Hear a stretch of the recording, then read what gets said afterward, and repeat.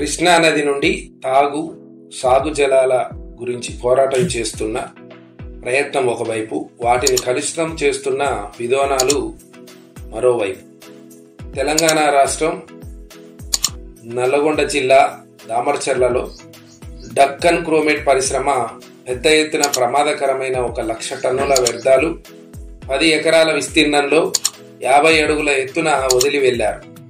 ఆ వ్యర్థాల నుండి వెలువడుతున్న విషపూరితమైన కాలుష్యం దుమ్ము రూపంలో, వర్షం పడ్డప్పుడు నీటి రూపంలో భూగర్భ జలాలు, వాగుల ద్వారా కృష్ణా నదిని కలుషితం చేస్తున్నాయి. పశువులు, జీవాలు, పక్షులు చనిపోయాయి. చాలా మంది జబ్బున పడ్డారు. అదే మండలంలోని వాడపల్లి గ్రామంలో పై పరిశ్రమకు 10 రెట్ల ఎక్కువ సామర్థ్యంతో క్రోమేట్ ఉత్పత్తి చేయడానికి ఉద్దేశించిన పరిశ్రమ స్థాపన కొరకు ప్రజాభిప్రాయ సేకరణ ఏర్పాటు చేయడం జరిగింది. దీనిని రద్దు చేయడానికి మానవ హక్కుల వేదిక, జన విజ్ఞాన వేదిక తెలంగాణ, పర్యావరణ పరిరక్షణ వేదిక సంస్థ బాధ్యులు వాడపల్లి, ఇరికిగూడెం గ్రామాలలో ఇంటింటికి వెళ్లి మొక్కుబడిగా జరుగుతున్న ప్రజాభిప్రాయ సేకరణల భాగోతాన్ని ప్రజలకు అర్థమయ్యే విధంగా చెప్పడం జరిగింది. ఈ పరిశ్రమను రద్దు చేయాలని నల్గొండ జిల్లా కలెక్టర్ గారికి ఇచ్చే వినతి పత్రంపై సంతకాల సేకరణ చేయడం జరిగింది. కావున క్రోమేట్ పరిశ్రమను వ్యతిరేకిస్తూ ర్యాలీ నిర్వహించిన అనంతరం వాడపల్లి బస్టాండ్ సెంటర్లో ఏర్పాటు చేసిన అవగాహన సదస్సులో శాస్త్రవేత్త కె బాబురావు, పర్యావరణ ఉద్యమకారిణి కె సరస్వతి ప్రధాన వక్తలుగా పాల్గొన్నారు.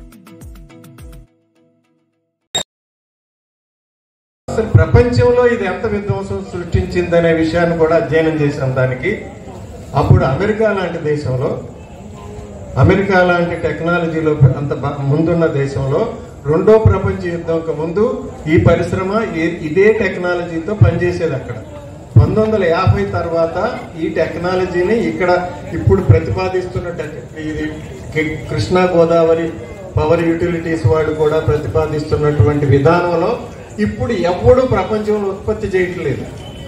కేవలం మన దేశంలో మాత్రమే ఉత్పత్తి చేస్తున్నారు. అసలు వీళ్ళు ప్రతిపాదించినప్పుడు అది తయారు చేయడానికి కావలసిన సాంకేతికతని ఎవరిచ్చారు అని చెప్పాలి. ఇప్పుడు కృష్ణా పవర్ యూటిలిటీస్ వాడికి ఈ టెక్నాలజీ ఎక్కడి నుంచి వచ్చింది, ఎవరి దగ్గర నుంచి కొన్నాడా? నీ సొంతంగా లేదు, నువ్వేదో డబ్బులు ఉన్నాయి పెట్టుకున్నావు, కంపెనీ ప్రతిపాదించుకున్నావు. దీనికి ఇది ఉత్పత్తి చేయడానికి కావాల్సిన సాంకేతికత నీకు ఎవరిచ్చారు అది ఎక్కడా చెప్పడం లేదు. అంటే ఏంటంటే సైకిల్ షెడ్ టెక్నాలజీస్ అంటారు. ఎవడో అంతకు ముందు ఏదో కంపెనీలో అలాంటి డక్కన్ క్రోమేట్స్ లో పనిచేసి రిటైర్ అయిపోయినాడు ఎవడో ఉంటే వాళ్ళని తీసుకొచ్చి వాళ్ళతో పెట్టిస్తారనమాట, వాడు నడిపిస్తాడనమాట. నీకు డిజైన్ ఎవడు చేస్తున్నాడు, సరైన పద్ధతుల్లో దాని అవగాహన ఎవడు చేసుకుంటున్నాడు, వీళ్ళకి అంత సామర్థ్యం ఉన్నదా? అదేమీ లేవు. ఎందుకు పెడుతున్నారు ఈ పరిశ్రమలు అంటే ఈ పరిశ్రమల్ని అనుమతులు ఇచ్చే ముందు కూడా కేంద్ర పర్యావరణ మంత్రిత్వ శాఖలో కూడా అక్కడున్న నిపుణుల కమిటీలు కూడా ఈ కంపెనీలను అడగట్లేదు. ఇప్పుడు మందుల కంపెనీలు ఉన్నాయి, వెళ్తున్నాయి, మేము మందుల కంపెనీ తయారు చేస్తున్నాడు. ఈ మందు తయారు చేయడానికి కావాల్సిన సాంకేతికత నీకు ఎవడిచ్చాడయ్యా? ఈ సాంకేతికత ఎందుకు అవసరం అవుతుందంటే ఎవడిచ్చాడని ఇంత వ్యర్థాలు వస్తున్నాయని చెబుతున్నావు. నిజంగా అంతే వ్యర్థాలు వస్తున్నాయని దానికి సర్టిఫికేట్ ఎవడివ్వాలి? నువ్వు కాగితం మీద నాకు ఇంత 200 టన్నులు వస్తుందని దీని మీద రాశాడు. 200 టన్నులు వస్తాయంటే మనం ఎందుకు నమ్మాలి దాన్ని? ఇదే కంపెనీ వాళ్ళు దీని వేరే పేరుతో కృష్ణా జిల్లాలో ఒక ఎరువుల ఫ్యాక్టరీ పెట్టడానికి ప్రతిపాదన పెట్టారు. పెట్టినప్పుడు ఎరువుల కంపెనీని ఎవడు పడితే వాడు తయారు చేయలేడు. నీ దగ్గర డబ్బులు ఉన్నంత మాత్రం నువ్వు ఎరువుల కంపెనీ పెట్టలేవు. ప్రపంచంలో 5గురి దగ్గరే ఆ టెక్నాలజీ ఉంది. 5గురిలో ఎవరొకటి దగ్గర నుంచి మాత్రమే ఆ టెక్నాలజీ మీరు కొనుక్కోవాలి. ఆడి ఎవడి పేరు రాయకుండా ఆ టెక్నాలజీలో మీరు అమ్మోనియా ఉత్పత్తి చేయాలంటే దానికి ఏమేమి వాడాలి, దానికి కావాల్సిన శక్తి ఎంత కావాలి అనే వివరాలన్నీ, నువ్వు ఎంత ఎఫిషియన్సీతో చేయగలవు, ఎంత సామర్థ్యంతో చేయగలవు అనే వివరాలన్నీ కంపెనీతో సంబంధం లేకుండా నువ్వు నివేదికలు ఎలా రాస్తావు? ఏదో గాలి అంకెలు రాస్తున్నారు. ఇక్కడ కూడా అదే జరిగింది. ఏదో గాలి అంకెలు రాశారు. గాలి అంకెలు రాయడం కాకుండా మీరు అందరికీ తెలిసిన విషయం మళ్ళీ చెప్పాలి, సోడియం సాకరీన్ పరిశ్రమ అని చెప్పారు. ఎందుకు చెప్పారు? తప్పుడు సమాచారం ఎందుకు ఇచ్చారు? అసలు ప్రజాభిప్రాయ సేకరణ ఎందుకు జరుగుతోంది? అంతకుముందు ఎప్పుడన్నా ప్రజాభిప్రాయ సేకరణ జరిగిందా? 1990కి ముందు ఎప్పుడన్నా ప్రజాభిప్రాయ సేకరణ జరిగిందా? జరగలేదు. ఇన్ని పరిశ్రమలు వచ్చినాయి, ఎప్పుడు ప్రజాభిప్రాయ సేకరణ ఇప్పుడు ఎందుకు జరుగుతోంది? 1992లో రియో డి జనీరో దగ్గర ఐక్యరాజ్య సమితి సదస్సు జరిపినప్పుడు వాళ్ళు ఏమన్నారంటే, ప్రజాస్వామ్యం అనే దానిలో ప్రజల పాత్ర ఉండాలి, అభివృద్ధి అనే దానిలో ప్రజల పాత్ర ఉండాలి, ప్రజల ఆమోదంతోనే పరిశ్రమలు ఏర్పడాలి. వాళ్ళ చుట్టుపక్కల జరిగేది కార్యక్రమాలు ఏముంటే ఏదైనా అభివృద్ధి పేరుతో జరుగుతుందో దానిలో ప్రజల అభిప్రాయం తీసుకోకుండా మీరు ఏది పెట్టడానికి వీల్లేదు.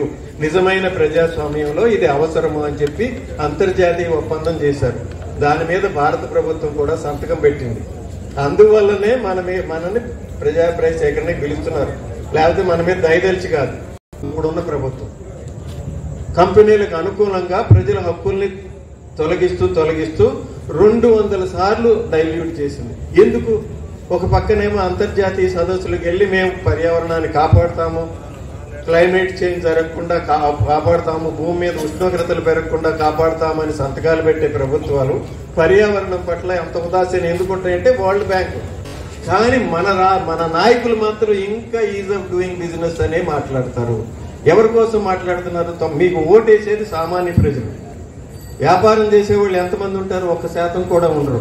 1% కూడా ఉండని వ్యాపారస్తుల కోసం మీరు అంత ప్రాముఖ్యత ఇస్తున్నారు. మిమ్మల్ని కుర్చీలో కూర్చోబెట్టిన ప్రజల గురించి మీరేం చేస్తున్నారు? అదే దాని గురించి అడగాలి కదా. మనం ఎందుకు నోరు మూసి కూర్చుంటున్నాం? నిలబెట్టింది కదా. మంచిదైతే మంచి పరిశ్రమను మనం వ్యతిరేకించము. ఇవాళ చాలా రకాల మంచి పరిశ్రమలు ఉన్నాయి. ప్యారిస్ ఒప్పందం జరిగిన తర్వాత 9,000 మెగావాట్ల థర్మల్ విద్యుత్ కేంద్రాలు వస్తున్నాయి.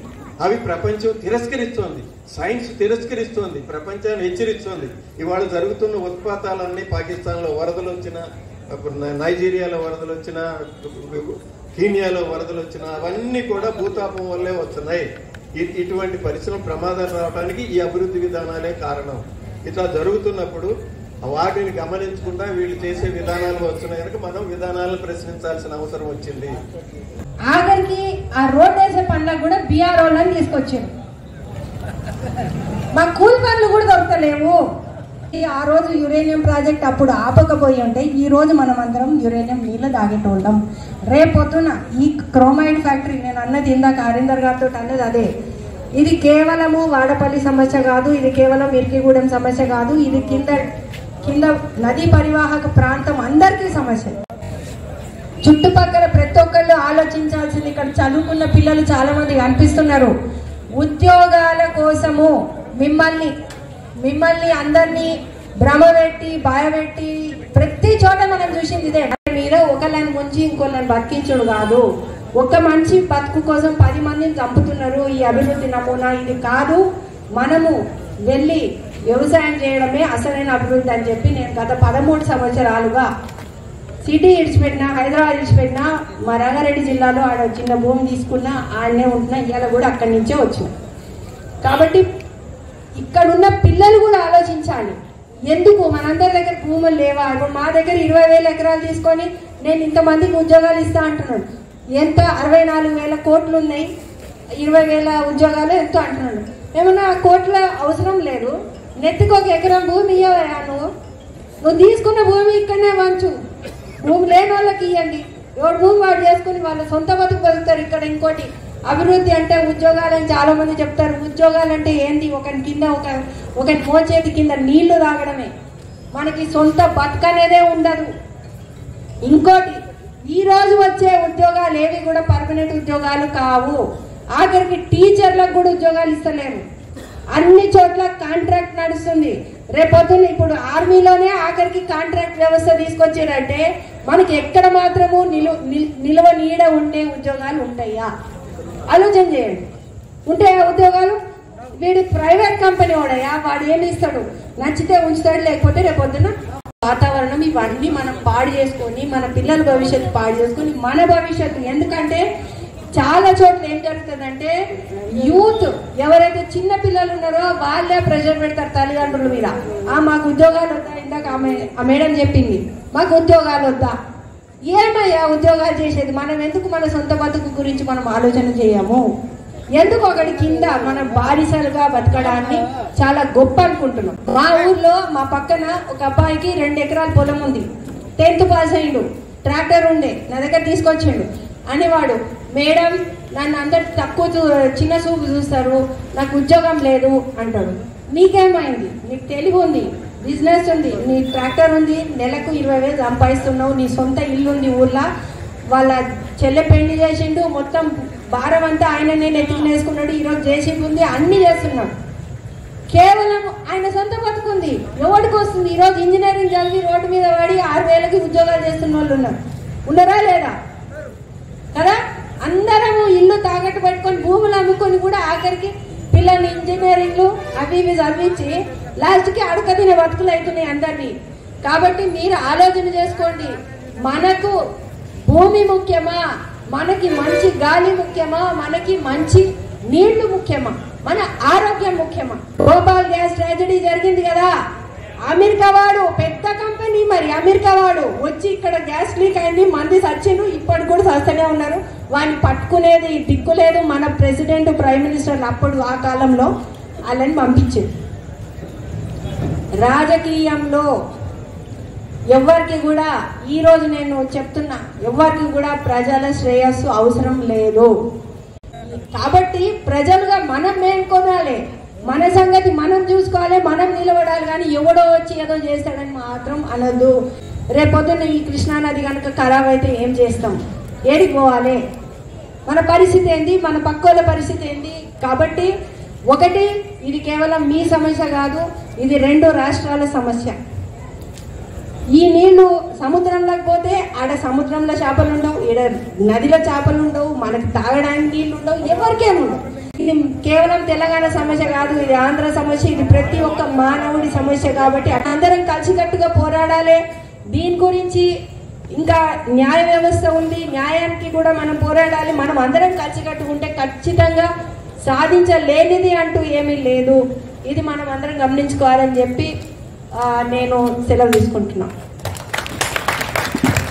సో అయితే మనం ఫ్యాక్టరీని మనం డిమాండ్ చేసేది ఏంటంటే, నీకు 50,000 టన్నులు సోడియం క్రోమేట్ తయారు చేసేటైతే ఆ పేరు ఎందుకు చెప్పవు నువ్వు? సోడియం సాకరిని నేను 12,000 టన్నులు తయారు చేస్తున్నప్పుడు అదెందుకు చెప్తావు?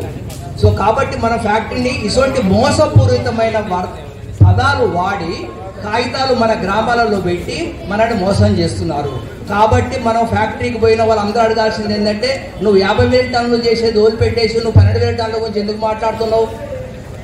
ప్రభుత్వాన్ని అడగాల్సింది ఏంటిది? అక్కడ తీసిన తర్వాత నువ్వు మాట్లాడు, అక్కడ తీసిన తర్వాత ప్రజాభిప్రాయ సేకరణ ఇక్కడ పెట్టు. ఆడ 10 ఎకరాలలో 30 అడుగుల ఎత్తున 70,000 టన్నుల వ్యర్థాలు ఉన్నాయి. కాలుష్య నియంత్రణ మండలి ఏం చేస్తున్నది? అయితే నిజంగా వాడు చెప్తున్నది, వాళ్ళ ఈ ప్రాజెక్టులు పెడుతున్నది, పరిశ్రమలు పెడుతున్నది ప్రజలకు ఉద్యోగాలు కల్పించడం కోసం, ఈ ప్రాంతాన్ని అభివృద్ధి చేయడం కోసం కానే కాదనేది. ఈ కార్యక్రమంలో వివిధ ప్రజా సంఘాలు పాల్గొన్నాయి. మానవ హక్కుల వేదిక బాధ్యులు నంద్యాల హరీందర్, సులోచన, కుమారి ఉదయ గార్లు, జన విజ్ఞాన వేదిక తెలంగాణ బాధ్యులు కనుకుంట్ల విద్యాసాగర్, అమరయ్య, పి రమణారెడ్డి, కోలా శ్రీనివాస్, కోకిల, విధుల మరియు పర్యావరణ పరిరక్షణ వేదిక బాధ్యులు మైనంపాటి శ్రవణ్, ప్రజా సైన్స్ వేదిక బాధ్యులు సుదర్శన్, తెలంగాణ ప్రజా ఫ్రంట్ బాధ్యులు సుధాకర్ రెడ్డి, తెలంగాణ మట్టి మనిషి వి పాండురంగారావు, గ్రామ సర్పంచులు, ఎంపీటీసీలు, వివిధ ప్రజా ప్రతినిధులు, గ్రామ ప్రజలు పాల్గొన్నారు. ఈ పోరాట ఫలితంగా ఈ వాడపల్లిలో తలపెట్టిన క్రోమేట్ పరిశ్రమ స్థాపన నిలువరింపబడింది. ప్రజలు ఏమరపాటుగా ఉంటే ముందు ముందు అనేక పర్యావరణ విధ్వంస పరిశ్రమలు వచ్చే అవకాశం ఉంది.